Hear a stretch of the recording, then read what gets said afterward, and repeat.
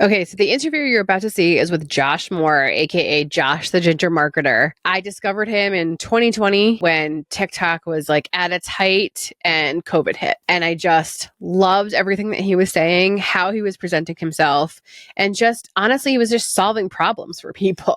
And that's why his account grew so fast, so quickly. And I've wanted to connect to him for years. Like literally, it's been 4 years. And I finally just asked and he made it happen. He has a baby girl who's about 8 months and a 2-year-old son, and he's traveling with his wife. They sold their house, and he is basically in the framework of working smarter, not harder. And he can help you as an entrepreneur do that as well. Look into his program, see if this interview aligns with you at all.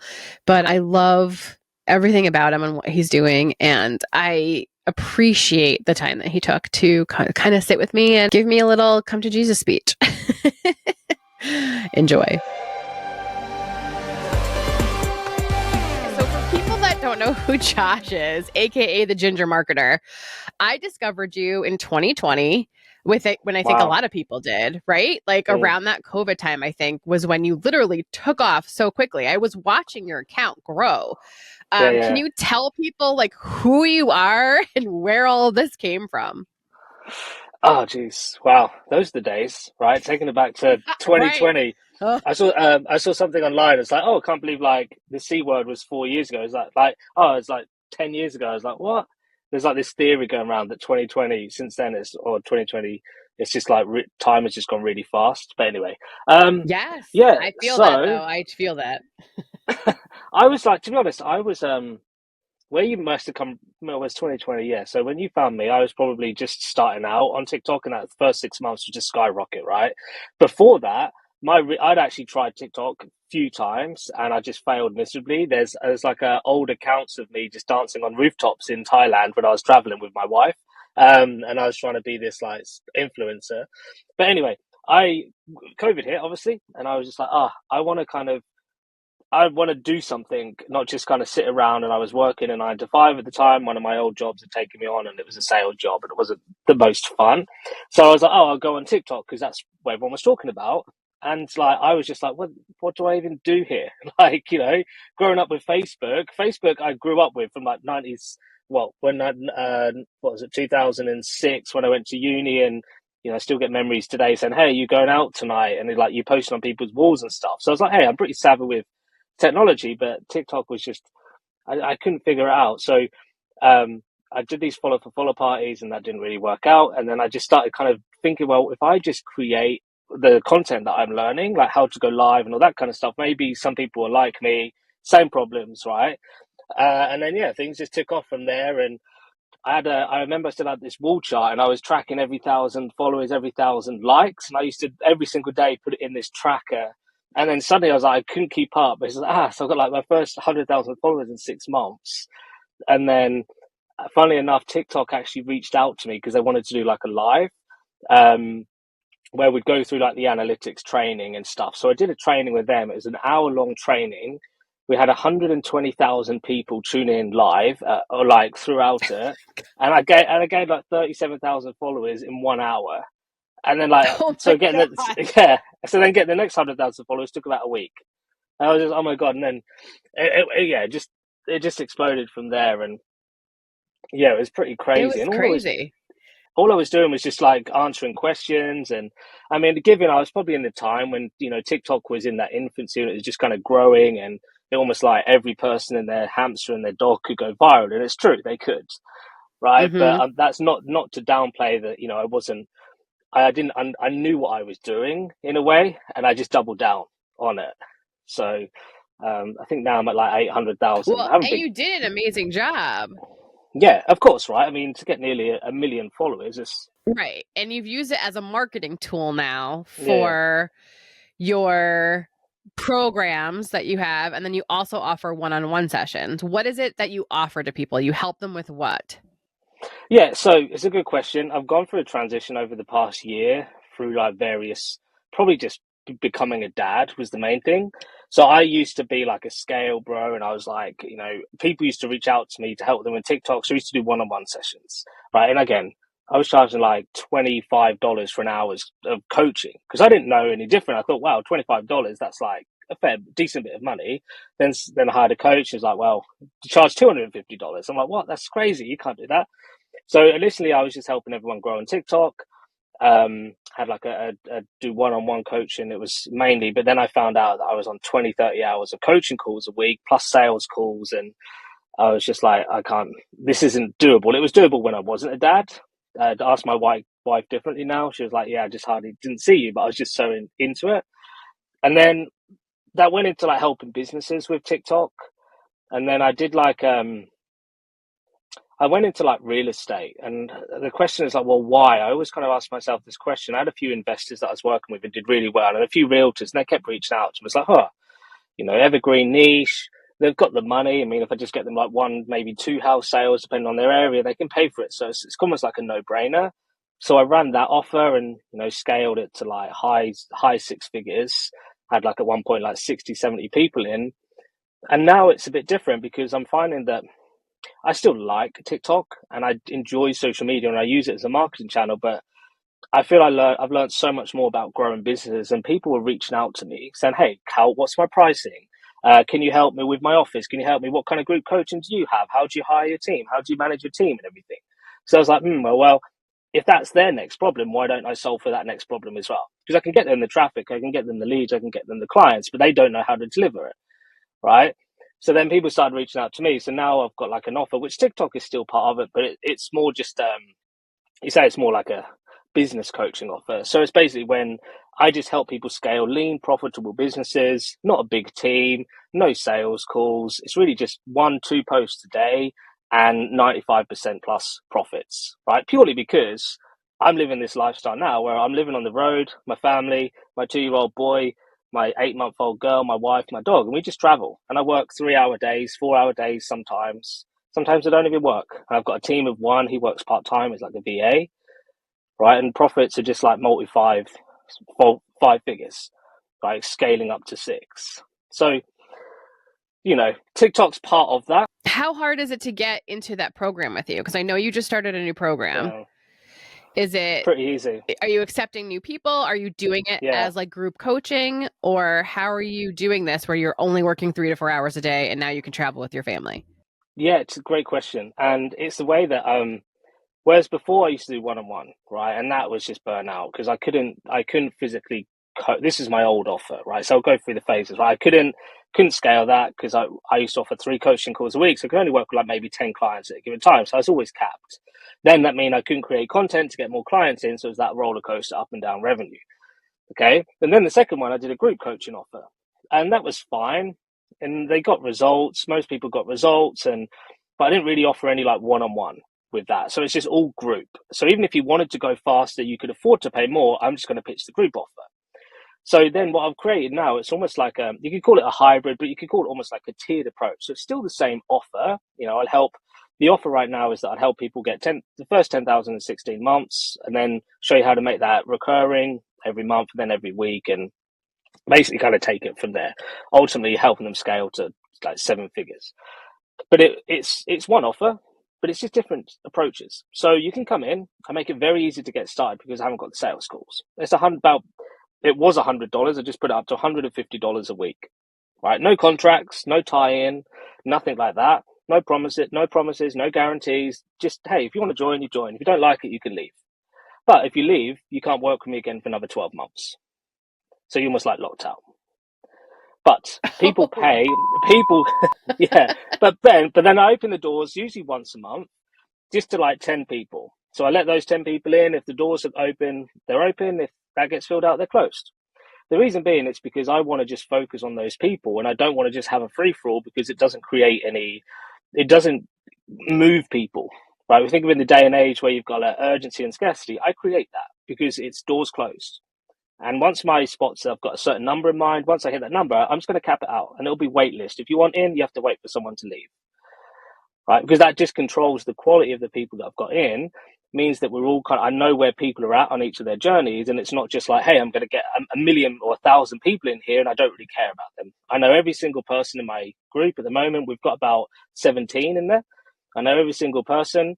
I know their name, I know where they're at in their business, what they're striving towards, their goals, when they're getting married, all that kind of stuff. And it still keeps that personal touch as if it's one-on-one, but most of them get group coaching. But here's the difference is now it's one offer, but people can pay for more access. So I'm the commodity, people are paying for me. So on a group level, they get like a course, which the courses I only change once and upgrade. Then we get like 2 coaching calls a week, and then we'll get like a group chat, and I'll chime in there once or twice a week, see how everyone is, share wins, that kind of stuff. Then if you want a bit more help, you can get DM support from me. So that just means you can ask me questions one-on-one in the DMs, and I can get back to you and I can kind of like help you. Above that, if you want actually one-on-one time with me on a call, that's a higher tier. So you'd have a higher tier that you'd get. So then you'd actually have a personal one-on-one with me every single week. Then above that, I'd basically do some things for you. So it'd be more of a done for you, but that'd be more of like a JV partnership role where I'd actually create some of your content, your marketing, help kind of build out your offers, your workshops, all that kind of stuff as well. So it's just all based on me being the person, because I found out that on flip side of what it used to be, my family always used to come last. So I'd be work, calls, clients, then maybe I'd spend time with my wife, because I joked about it earlier. Well, now it's the different. My days are optimized for my family and everything else. So if I know that I don't want to take any one-on-one clients, I won't. I'll say, hey, I've only got the group. If I open one-on-one spots, do you want to be first in line? And then I'll reach out to that person. If they still want it, they say yes. If not, we'll just keep on going. So it's building a business around my life rather than the other way around. I love that. And I'm trying to do that. I had this like epiphany the other day where it's like, my kids are 12 and 13. This is my last chance to be mom. I have a TV and media background, so my job was always first, right? Because like breaking news and like it doesn't stop. It is what it is. And so when I left all of that to do like a boutique small media company, I thought I would work less. Well, I worked more, right? Like they would tell you, mommy's always editing or mommy's always on her phone. And so I was like, this isn't working. It's just not working. And I'm also trying to help people, but I was burning myself out, right? Like, especially I was focusing on like female entrepreneurs that wanted to make better content.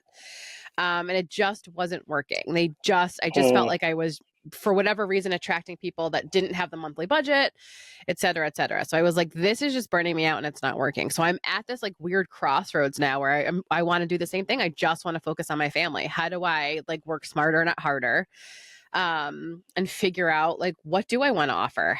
What time in my day do I have to devote to this? And how do I want to spend it?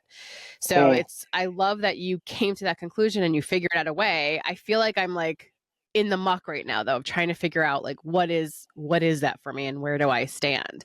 Because spending time on these social media videos, I spend too much time on them. You're great. You batch create, your face to camera, boom, boom, boom. Let's get it out and we're done. You don't overthink it.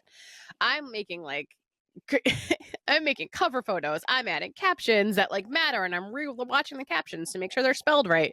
I'm doing voiceovers with B-roll. I'm putting way too much effort into social media videos that are not a return on the investment of time that I'm putting towards it. And then I decided to double down on YouTube with the podcast, which is good. And then we can obviously cut that into social videos. I have editors that do that for me. So that's been amazing. Again, that's more of a passion project of me wanting to help other people in this way by reaching out to other people that are doing it. And how can I help you help yourself, essentially? So I'm sort of in this weird space of, I want to just be a creator that gets paid to create, but that is such a big space now, right? It's so overpopulated. I am the draw, like I am the personality, exactly like you want to work with me, et cetera, et cetera. But I also think that for such a long time, I devalued my time.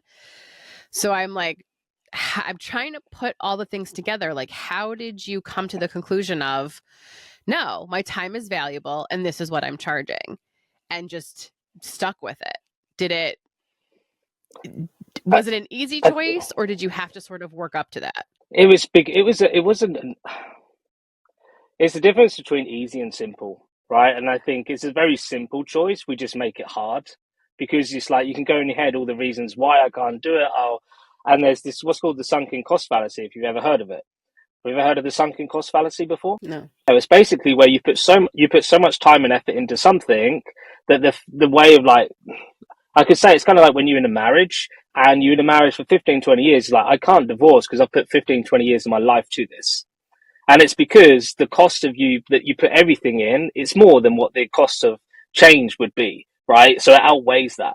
So when these people come to me and they say, "Oh, but I've been doing this, I've got social media and like I've built all this kind of stuff as well," it's a very easy decision. You just say, "Okay, cool, I'm going to stop doing that. I'm just going to go try this new thing," right? But it's not simple because well, it's simple, but it's hard because people are just like, "But I've got all of this stuff and people know me for this and I'll do this and this." It's like, well, maybe there's people in your audience that want to know you for something else. Okay. So it's just the decision came to me is that I was just on sales call after sales call and I was stuck in my office and I'm just like, these people, one, don't even know me. They don't know, like, I was doing like cold DM. I signed up for a business coach and they hadn't really told me the way that they do things. And it was literally like send messages every day, add friends, Facebook group. And I was like, it's not working. It just didn't feel aligned with me until I was just like, well, what was I good at? I was just good at creating content. And I just created content. I wasn't really thinking about getting clients because that was never my goal when I got started on TikTok, right? But now it's shifted. It's like, oh, one of my old coaches said to me, "It's like, hey, if you don't make like 83,000 this month, I'm not going to no longer coach you." And we were at like 50, 55, so we were kind of close, right? And I'm just like, well, why would you say that? So in my head, he was conditioning me that I need $1 million business, had a sales closer and all this kind of stuff, right? And it was completely toxic.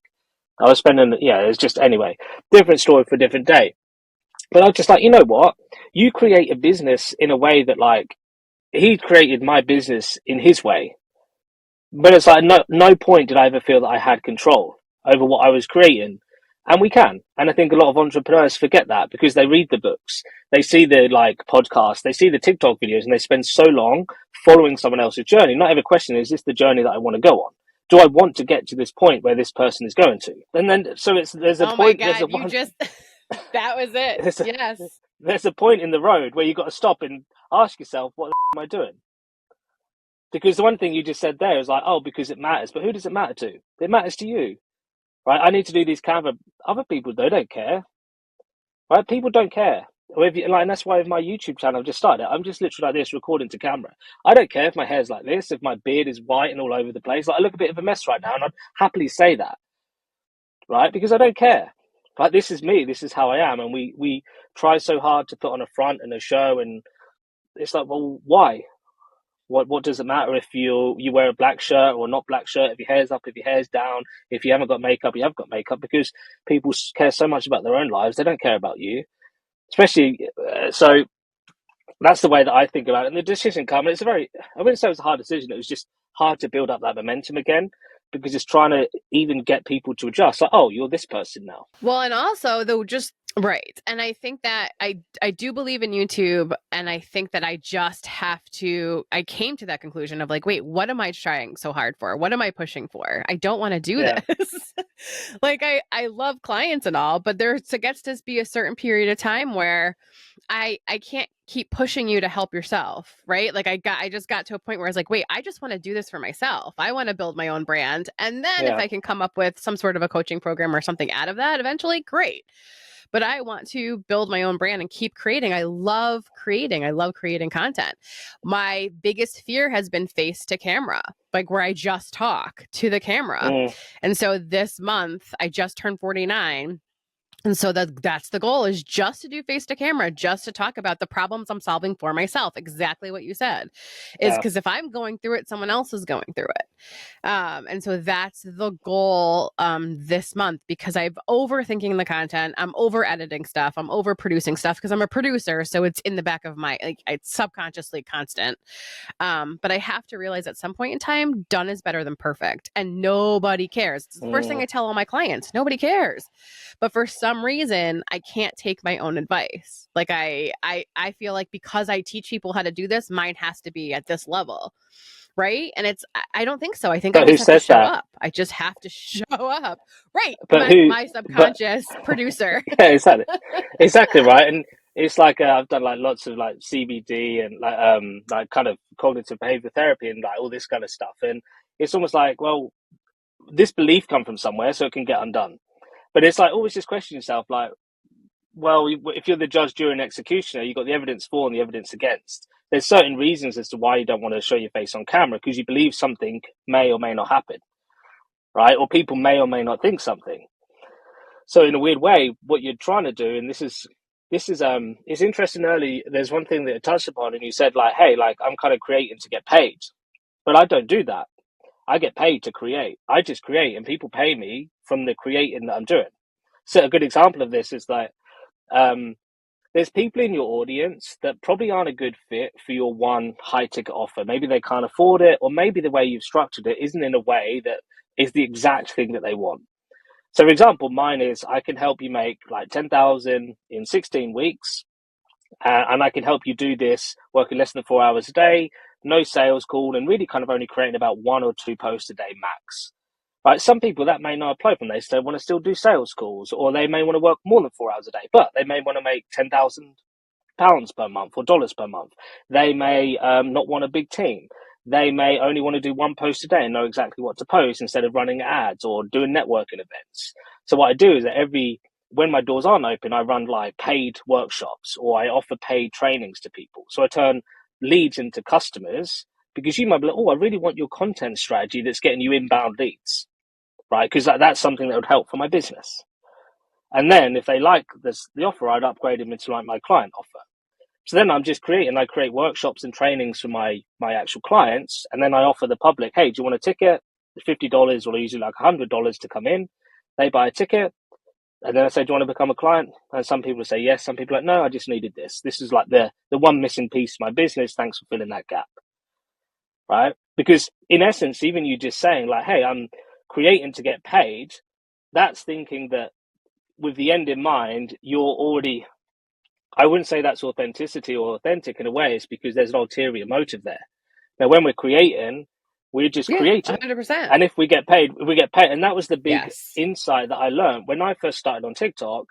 I'd never even in my wildest dreams thought that I'd be having like a 4 year plus business. And I've had a team and we've made over 7 figures from this. And that was never in my wildest dream, because it was never about that. It was, hey, I've got a problem. Let me create content solving for this problem, because other people may have it. And as a byproduct of that, some people paid me money, but the vast majority, the hundreds of thousands, didn't. Right. So I'm grateful to both, because I'm grateful that I'm able to help those that didn't pay, and I'm grateful that those did pay me. I was blessed with that opportunity to be able to help them as well. So I always say, like, create, get paid to create, because otherwise you're creating to get paid. So you're already thinking like, I want to get paid from this. So that kind of in your head, you kind of think like, oh, I hope I get a lead from this. I hope I get a client from this. And that kind of almost like you get upset when it doesn't happen. Right. And oh, another post, I didn't get a lead. Another post, I didn't get a client. So that's the way that I think about it anyway. It's a different mindset, because then I'm not like disappointed, because it's like, I don't need clients. One thing I always say to a lot of my clients is like, they need me more than I need you. Like, I don't need you as a client, and I'm happy to just let you go. If you're not showing up, if you're not doing the work and not listening, I'll just let you go. That's fine. Because I'm not here to babysit. I'm not here to babysit anyone. If you want to really change your life and you're willing to invest in it, I don't want to just take your money just for you to just lie to yourself, because you're going to get in a whole lot more pain and hurt from your family and everything. You're here because you want change. So that means you've got to do the work. And a lot of people they will never do that, because they want to keep hold of those clients so bad, because it's validation to them that they're worthy in some way or another, and they're scared that they may not be able to get those clients back again. So their revenue will go down and they won't be able to live all the life that they're living as well. So I don't know, different learnings, and it's taken a while to get to this. Well, I've learned the power of a no can lead to a Mm-hmm. bigger yes. Yeah. So that's been amazing energetically for me. And then I do just want to create to create. And so I'm that is the refocus, is don't worry about the financial part of it. Everything is fine. Everything is always working out, and it really does always work out. Mm-hmm. That the right people will find me if I'm genuine in my content, and if I can do the face to camera, which is just not not over planning. Obviously, I can plan my topics and my hooks, Yeah. like I teach everybody else to do, but just grab the camera, go for a walk and talk. I call them walk and talks. You do them all the time. Yeah. Walk and talks I love because it feels like sometimes just something will come to you from the universe or something will come to you from your head where like because you're I think focused on walking and not so much in your head. You can just say the thing. And so I teach other people how to do that. I just need to start doing the thing that I know I'm supposed to be doing. And I don't know why that's so hard as like a producer and creator to just follow my own advice. It's the weirdest space to be in where it's like, I know what to do, but why am I not doing it? I don't know if you're asking me for the answer, but it's hard, isn't it? I'm trying to think about if there was a time when I wasn't doing it, and I I am. there was always, but one thing there was always a time for me when I was like, why am I not doing it, right? And a good example of this is where this old like business coach was like, hey, like practice your sales scripts, and I used to sit there and I was like, it's almost like a resentment towards it. I was like, oh, I don't want to keep doing this, and I find that you're always going to face, there's always going to be like an uphill battle if you're not moving in the direction that naturally you feel like you should be going in, right? And it's always going to feel like hard and it's going to feel like I'm beating my head against the wall. And I just found that the more that I was just trying to force it, the more that I was just like one step forward, two steps back. And that, to be honest, I took a big break from TikTok because of that. Is because I knew if I created content, I'd get leads, I'd get calls. And if I had calls, I'd get clients. And if I had clients, I'd have to serve those clients. And there was a point where I didn't want to because it didn't feel that those were the people that I wanted to work or the way that I wanted to work with them. So, so the question, so then it becomes, it's like, well, do I really feel that I'm aligned with every single thing that I'm doing down the path that I wanted to get to? Usually in that case, when you know what it is that you have to do, but you're not doing it, it's just there's a blocker there, right? It's just figuring it out. Like, what is the blocker? Right. And that's just going through each step. Do I want to do this? Does this wake me up in the morning to feel like this is something that I really would do for the next season of my life, 5 years, 10 years, whatever it may be? Because it's never a forever thing. I might go back to sales schools. I might go back to a big team.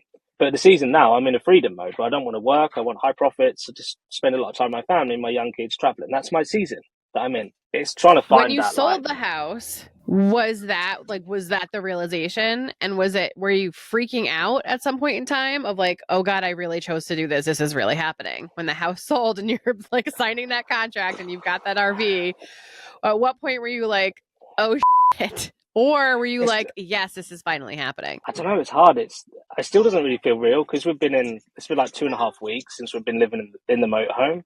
Now it still doesn't feel real, but there was kind of like I think the realization come where I drove past the house and there was like removal trucks like, bringing the family in. But yeah, I don't know. It's one of those kind of surreal things that it feels that we're still on holiday in a weird way. Like, because we're just traveling. Like today, I Uh-huh. was like running late, and we just had lunch in a like big supermarket car park lot, and it's like, well, who does this, right? Yeah, Right. it still feels a bit strange. I didn't think it would be as I was all because I was even holding on to something in my house. Like I had two screens, I had like a Mac all upgraded, all this lights, and I was like, "There's no way that I could literally work on the front seat of like a cab right now and just take calls like this." I was like, "I need to be at the desk 8 hours a day," and I'd conditioned myself saying that that's the fact, right? Like Monday, Wednesday, Friday, I used to work 9 to 5. Tuesdays, Thursdays, because those are my call days, I used to work 2 till 10. It's like, and sometimes even when we're in the motorhome, it's like 10 past 9. I'm like, I need to work, I need to work, I need to work. It's like, well, why? Because I've just created my own prison for myself. And I found that I was getting work done in an hour, 2 hours that it would take me like 8 hours to do. And I knew that, but I'd still go into my office, right? And I'd still think, oh, I'd stretch it out to 8 hours. But now it's literally impossible. It really is almost impossible because we're moving a lot with my wife. I don't want my wife to look after our two kiddies and the dog because there's a lot of strain and stress on her. So today, like I've got a call with you, I've got an onboarding call next with a client, I've got a one-on-one call, and then tonight I've got like I'll probably do like an hour of like content creation, and that's probably my 4 hours done for the day. I've checked in with clients, that took me about 10 minutes, and then tomorrow I'll have like my calls, my group calls, I'll probably work 4 or 5 hours tomorrow. So yeah, I Oh think my one day gosh. it's I'm going to so proud of you. it's just going to probably going to kick in at one It's point. huge. Yeah, it's quite surreal. Of I like, don't oh know. my God, we're really doing this. Yeah. It is, and yeah, So talk to me about Talk to me about TikTok, because I've talked to other creators that were huge, that were getting viral hits, that were getting Yeah. a lot of views. And then now something happened, I don't know, where everyone feels like they're getting suppressed views, and or is it just there's just so many people, you can't get the same eyes on your content? Is that depressing for you? Is it like energetically, do you feel like this sucks when you were getting thousands and thousands and thousands of hits, and now I think everybody that had that huge following and that quickness during COVID Mm. doesn't have that same energy now with it? Do you feel compelled to even want to keep posting on TikTok?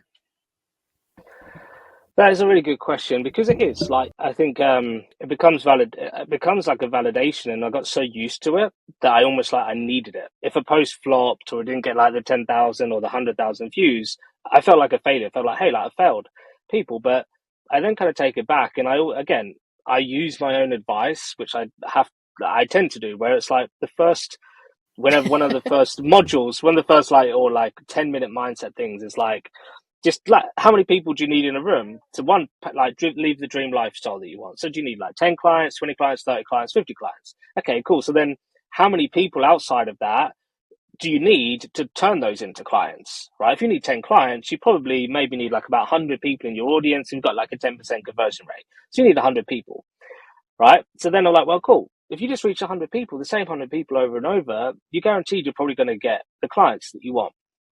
Now, the reason why I say that is because my views have gone down. They're like 800, 1,000.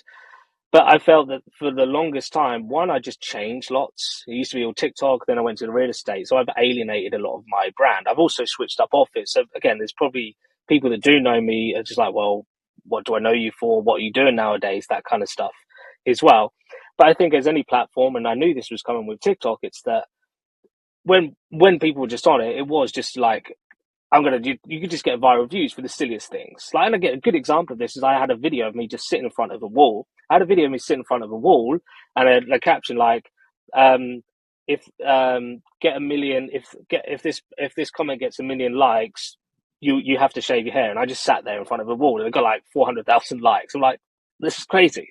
Whereas now I don't think it works like that because there's lots of competition, not only from just other creators, but also from the competition in terms of like brands and TikTok themselves. Like you've got TikTok Shop, you've got people now promoting all the products, and it was coming because TikTok had heavily invested so much into the creator fund and giving money away that they have to recoup it back, right? And then you've also got the censorships, and you've also got like all the scarcity and like banning and all this kind of stuff. It scared some people off, but I feel that it's just people are now just monetizing it more and they're putting more money behind it, and it's it's not what it used to be, unfortunately. But then I don't think ever that that's an excuse, and I think a lot of people will hide behind that, and I'm not going to hide behind it and be like, oh yeah, the algorithm, because, and I say this, like the algorithm is just human behavior. So if you can understand psychology and like marketing and how humans interact and behave, I said this to my friend, it's like I could go viral,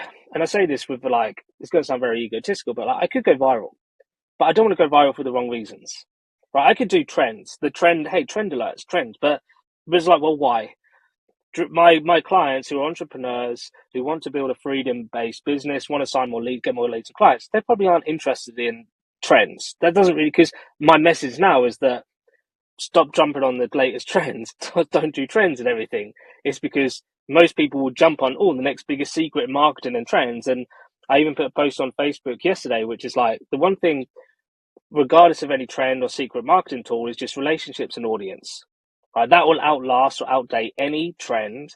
And if you build a brand, you build an audience, you can sell everything and anything to them, right? Because in my time, I realized that people were sold on me, and I've had people that paid me money just to be on a call with me, right? That's it. They didn't really do anything. It's like, hey, yeah, I just wanted to like be on a call with you, which is fine, right? It's fine. I don't mind that. But now I'm coming to the realization there's really kind of three key things that people need to be sold on if they're going to turn into a very long-term, high-paying client, which is you. They need to be sold on you, which is your core values, your philosophies, your beliefs, maybe kind of your story that's in there as well. Because I've never really shared my story on TikTok. I'm a bit afraid, right? Like, what are people going to think? Race up, Barbara committed suicide, all this kind of stuff, bullying, and all these kind of things. that I thought, like, I can't talk about that. And that, so they need to fall in love with you. So you need to show up, show who you are, your value, your personality, all this kind of stuff. They also need to fall in love with the way that you do what it is that you do to get the results. So your model or your system. So, for example, like mine is very much organic. You create content, that mainly kind of video, because that's my niche, but I do a lot of Facebook. I can do written as well. And the model is like, hey, we do no sales calls. You do 1 week where you've got a client offer, 1 week a customer offer. And this is the way that you kind of set up your business. So that's part two. And the reason why, like I mentioned earlier, like some people have done like DMing or outbound. It's like I didn't align with that. And if I'd have known that and they wanted to build a big team, I wouldn't have wasted all my money on them. So I almost feel a bit of bitter taste in my mouth because I didn't really understand that. And then the third one is your offer. Like, do they believe your offer? If you're here, telling someone who is severely overweight they're going to get a six pack in 2 months, they're not going to believe it. Right, but if you could tell them maybe they'd lose like a point, like a small bit of their body fat, or maybe they'd touch their toes for the first time in 2 months, or something like that, or play with their kids without getting out of breath, that's a bit more believable to them. So they need to fall in love with you. They need to fall in love with your offer, and they need to fall in love with the way and your system or your methods. And I think me bringing a lot more of that into my TikTok, it is pushing all those like kids, because most of mine are kids, because I used to do a lot of the trends, right?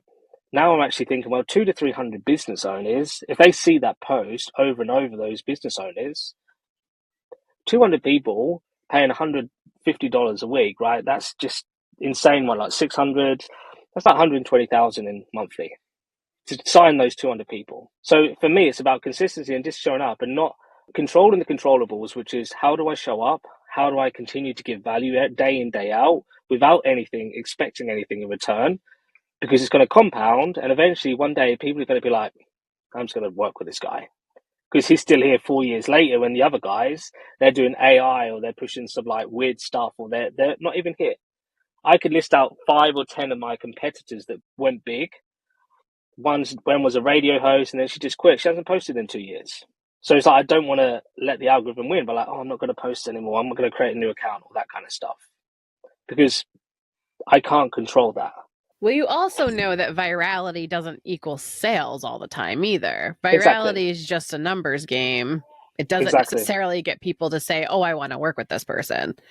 Exactly. Right. So I had a client who has a salon, and she was like so excited because her videos were going viral. I was like, "That's amazing! How many clients did you book from that?" And she's like, Yeah. none. And I'm like, exactly, because you need to talk about you and your why and what makes your salon Yeah. different, right? There's thousands of salons. You can throw a penny and hit a salon. But like virality got you nothing. It feels good, Yeah. right? Because you feel like it's this fake, people like it. But like it was short, it was easy, it was a trend, and then they switched to the next thing. You know what I mean? I think the other thing that I've noticed is people will support strangers more than the people closest to you in your life will support you. Does that Mm-hmm. make sense? Like I've got people that won't leave a comment on my video or won't like it, won't save it, won't share it. I'm like, you guys, this is free stuff to do. Like it could change my life if you just do more than flip to the next thing. Press the heart, like it, share, comment, subscribe to the YouTube channel. It fascinates me. And I don't know if you've had this experience as a creator, that the people in your life will support strangers before they support you. Have you seen that with your content at all? Um, kind of. I mean, I not. Thing is, I keep a very small network of people, and I do that by choice. Like my phone, I haven't got lots of people, like 10, less than 10 people that I speak to, and they do support me. But I've definitely got like super fans, and I've even got followers that are just like still writing nasty comments. I'm like, you follow me? Like, why? Like, why would you keep saying Right. this if you follow me? I Right. was like, do you forget that you follow me? Like, just Right. like, and so I usually Exactly. like unfollow them. So, but I've seen it. I've seen it happen before, and I've heard of that. Of I don't know. But this again, it's another strange phenomenon, isn't it? I think one thing that shifted me and what made me blow up was just the educational content, and there was a gap. Right, there was a gap. No one was really teaching TikTok to the point where I helped TikTok create videos that they could post to help people use TikTok. Right, I've worked with TikTok on many occasions and created like internal branding and how to use it as a business, and they haven't shared it publicly, but internally. And I think if you want to grow a following, that's great. Like you could just educate people all day, and people will follow. But people buy when they can see the way that you think and you can lead them. And one thing that I've been doing and switching a lot of my content is just the documenting my journey and that building in public and just sharing lessons, wins, failures, but also insights. And the way that I can kind of describe like insight content versus like education based content is that instead of saying like how to, like most of my big observation that I saw of like I've probably got about 40, 50 videos that got over 1 million plus views, and probably a good 80% of them start with how to, right? Versus how I. Here's how I did it, or here's how I was able to make $24,000 this weekend, and just talking about my process, the way that I do it, because that's what's really getting people into like, oh, you're where I want to get to. You're talking about what I shouldn't be doing. You're talking about what I should be doing and how you're doing it. I'll try that, and if it doesn't work, I'll come to you and you can help me implement that as well. Right, so it's sharing more insights into what's working for me, what's not working for me, but also just observations of like, so for example, you said good question. It's like, oh, so what do you think about like TikTok now? And so me sharing my insights, hey, this is the reason why I don't think it's working. This is what you should keep doing, which is stay consistent. Don't worry about the followers and things you can't control. Keep showing up, because if you do want the virality, it's very easy. You just go and steal and look at what other people are doing, right? Simple as that. Right. All 100%. right, you can do it, and you just do it, and you just do it. But most people do it for a week and they'll give up because it doesn't work. So okay, cool, do it for a whole year, and you'll go viral, right? But I'm just like, hey, like my views are low. Here's why I think it's low. Here's what I'm doing to make them higher. And then when they get higher, people can see, well, you know your stuff because you fixed your views, right? So it's sharing more insights into that, and I think that's why, like, hey, the reason why you feel mentally blocked or mentally stuck with where you want to go with your next offer is because you haven't yet found what truly feels aligned, what truly actually like resonates with you. You may have thought you found it because there's been times when you've been happy in your business, but that phased out after you got over that initial excitement, kind of like when you were first dating someone, that honeymoon period. Then you're like, this isn't really what I expected it to be, right? That's the kind of it is. Until then you found the one, and now you're married, and now after 6 months, like, well, I still feel this like love and passion. Well, this is the one. This is the person I'm going to marry, right? And it's how there's the different patterns that still happen across like all human behavior, but it's the same with this, right? Who knows? Maybe in 2 years, this offer from me, I may not be like, oh, you know what? Actually, I want to go back. But that's kind of all it is. So yeah, insight content. Right. Well, I think it's also giving myself permission to pivot. Exactly what you said before. Well, I put all this time, effort, energy, and money into what I thought I wanted. And instead of sticking to that, I'm giving myself permission to pivot. I don't have to keep doing that thing that wasn't working for me in whatever ways it wasn't working. Yeah. And so I think that that permission to pivot is a huge deal. Because I think we look for these like outside sources to give us the permission. And it's like, no, I don't want to do it anymore. And that's all I need to pivot. It's okay. While you quickly... Right. Well, I definitely have a fear of failure, but I think I have more of a fear of success. Yeah. What if it did work out?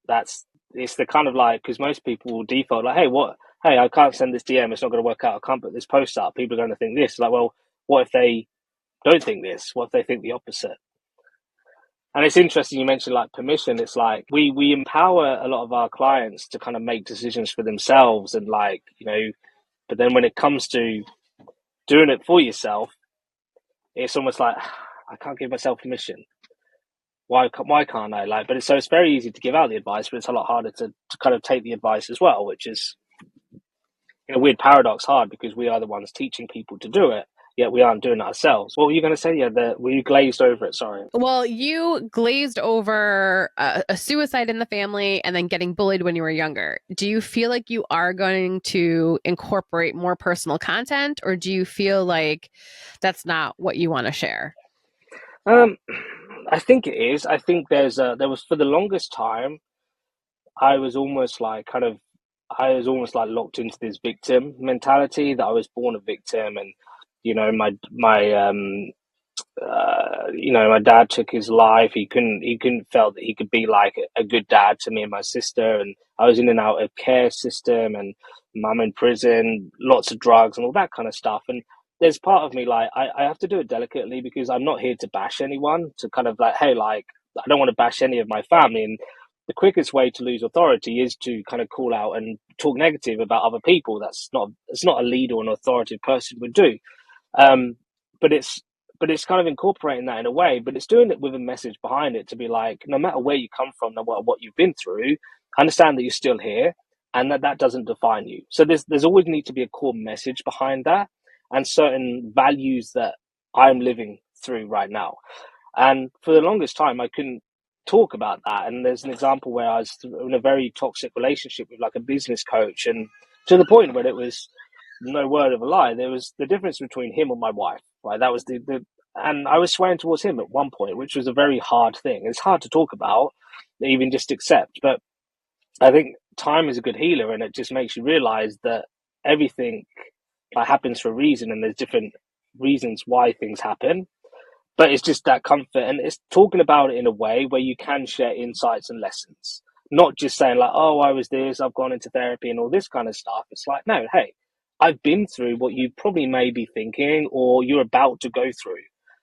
To let you know, hey, I'm just here if you need a hand to hold, but also to let you know that I'm through it, you can get through it as well. And here's the steps I took to get through it. Or here's the warning signs if you're going to hire a coach, don't look at this, this, this. There always needs to be something in it, because otherwise I don't want to be positioned as that person to be like, oh, like I feel so bad for you. Are you okay? Right? Because that's not going to attract that higher caliber of person that I want. But because there's lots of sob stories, but there's not anyone kind of being that. Well, not as many people as there should be, kind of speaking out the truth and be like, hey, you know, you can get through this. You will So get your through real this. story is fascinating. Like, Josh, Yeah. that's a lot. Like, that is a Well, it is, lot. right? And How yeah, did and it's taken. losing your father to suicide, how did that shape you as a dad or the dad you are today? But it's interesting because it only happened when I was young, like about a few months old. So as we were super young.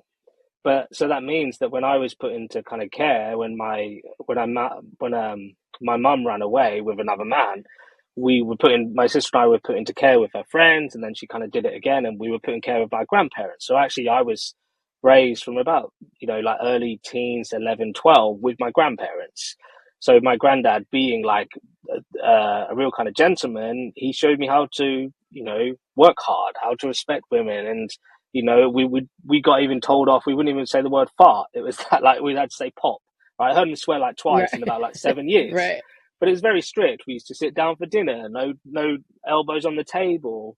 You could only get down when everyone had finished. So it was very like manner driven.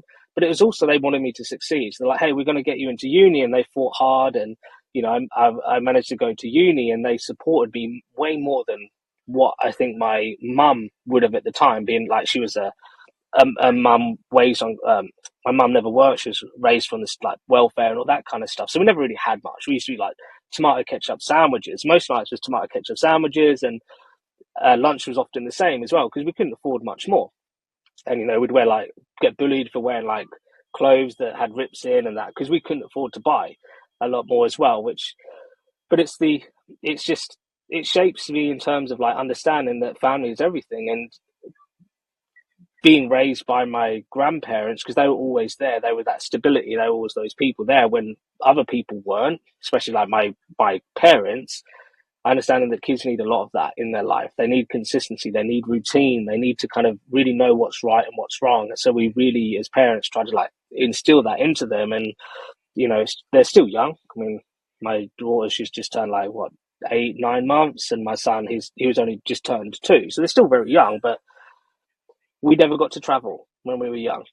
I never went abroad or anything like that. So just being able to take them, we know that just even sometimes they can't understand or comprehend what's going on, but the faces and the people and the colors and the shapes and everything, there's something inside like going on, which is quite fascinating to see, especially my son. We were just at a castle yesterday and he's running around and pointing at ice cream. He put on the saddest face, like, ice cream. And like, he didn't get it. It's like, um, but yeah, so it's beautiful to see, and that's part of why we're doing this. Just hopefully then we can look back and say, hey, look, we did this, and you might not remember much of it, but deep down, this is going to be a part of your childhood and what we're teaching you as well. That is so beautiful. I love that. Oh my God. Well, thank you for sharing that with me. I know that's like a huge part of your backstory. And do you feel like it's something that you would share on YouTube more than like a social media so you can take more time with it? Are you Um, considering, are you writing a book? Like, that's a fascinating story. Books, but I'd like to write a book at one point, but I think for me, it's about unlocking a lot of that. The issue, the common issue is especially is like when you push things so deep down, it's almost like a box that feels so deep down. So only now does it feel like it's coming to the surface in bits, but it's still, I've been going through like hypnotherapy and all this kind of stuff, still to try and unlock a bit of that because it almost you talk about like maybe misalignment, you always feel like something's off, or you're not really doing that pathway. And there's always, I kind of would liken it to like having some kind of like a poison or like a root. There's the deep root, and if everything comes from that, like a tree comes from a root. If that root isn't a good root, it's going to be a bad tree. But not a bad tree, but in the sense of there's no right or wrong, but it's not going to grow to its full potential and like spread out all its leaves and everything is what it should have done if maybe that was like a strong, healthy root. So it's understanding that it all starts with that. But like any root, you can't just say, hey, let's check the roots. They're deep down. Like they're like 10 foot and they're all over the place. So it's about trying to find those different parts. And I think that's the process. But I think sharing it to social media, I've started to do more of it. But again, I'm trying to be careful not to be very much like, I don't want to be a sob story. But again, it comes to the story. Not only one have I kind of changed my office and I've had the big team and now it's all family first, but it comes to a lot deeper than that. So with any kind of content, it's just about finding that balance, right? Because too much where you talk about you, people aren't going to come buy from you. Too much where you're promoting your offers, people you aren't going to. They're just going to think you're being salesy and sleazy. So it's about finding that balance with content. Who you are, what it is that you do. Those are the two things that I push in my content. Who are you? Values, beliefs, and what do you do? What kind of results do you get as well? Right? Most people overcomplicate content. That's basically what it is, right? So it's just getting those bits down. But I've shared a bit. I've shared a bit of it, but it's always trying to just empower people. I think that's why I'm trying to attract people who are empowered. They're ready for change. They want change, and they're not really. They are in that like empowered mindset. They're not stuck in the victim mindset because one thing I learned when you're creating content and you're speaking to problems every single day, you're reminding people of their problems. They don't want that. People want you. They want to see that you've got the answer. So it's like, hey, imagine. It's like, hey, oh, stuck not getting the leads that you want, not making the money you want. Versus, hey, imagine waking up to an inbox full of people wanting to work with you, wanting to pay you 10,000 in full. Right, that's what would move. That gets you and people empowered because they're ready for growth, they're ready for change, not people who are stuck. I love that. That was brilliant. So if somebody watched this and they're like, oh my God, I need to work with Josh. He is amazing. How do they get in touch with you now? Like, I know the offers changed. I know the community Yeah, is moving away from real estate into entrepreneurs. Do you yeah. have a new Facebook group we can join to for free? Or like where are Um, we going next? Because I to be honest, think like, I tried to get into the real estate one, but I'm not in real estate yeah, because no, I just wanted to learn more from you. to be honest, like I've really simplified. A big part of this is I've simplified a lot of things. So there's only I'm on Facebook, so I've got my public profile, which is like Joshua David Moore. I'm pretty sure there'll be like some links. I'm on TikTok, which is Ginger Marketer. I have my YouTube channel, which is Joshua Moore, Joshua David Moore. I can certainly link it, and then I simply have my email list, and I send the email out every day. I usually create 2 or 3 videos a week on YouTube, and usually about 2 or 3 posts a day on TikTok and Facebook. Usually take me about an hour today to do all of that. So there's many ways. I haven't got any Facebook, really, not any Facebook groups and that any at the moment. Facebook was just penalising me. I was like, what's the point? I just switched to email so I could just message people and then Messenger. So yeah, Facebook, TikTok, Ginger Marketer, and then Okay. on the other I will channel, add all the links. I'll add all the links in yeah, the description. And then your newsletter I was getting for a while and then I stopped. So I'll start getting it again. you start when I you think I just unsubscribed. Is that what you mean? I Or did I I? Maybe it might have unsubscribed for a removed minute, you. but to everybody, not just to Yeah, you, yeah, because I was starting to like it was too many people I was subscribed to. Does that make yeah, yeah, sense? So I yeah, wanted to start from zero again and then put in quality and not quantity because I yeah, actually yeah, want to read the newsletter. I want to execute on what it is that people are offering in those newsletters. And I think when yeah, you yeah. get so many in the inbox, I wasn't reading them. Right? I True. wasn't Yeah, actually doing the thing. And I think that's a huge deal with clients too is like No, like you're not hiring me to do it for you. We're coming up with a Yeah, concept, a program that works, and you actually still have to execute. I think that's what people don't understand yeah, about consultants and coaches. It's like, oh, yeah. great, I hired you, and you're going to do this for me. No, I'm not actually going to do it for you. You could do it. But with my offer, you can. With my offer, you could do that. But you have to pay Well, me a lot more money. You have to pay me a lot more money than like $150 a week. So that's the beauty of it. Hey, if you want me to do it for you, you can do it. But you're gonna have to pay for it, right? Because that'll take a lot of time. does take a lot of time, and you've already committed to your family. Thank you so much Social for doing media. this with me. I so appreciate you.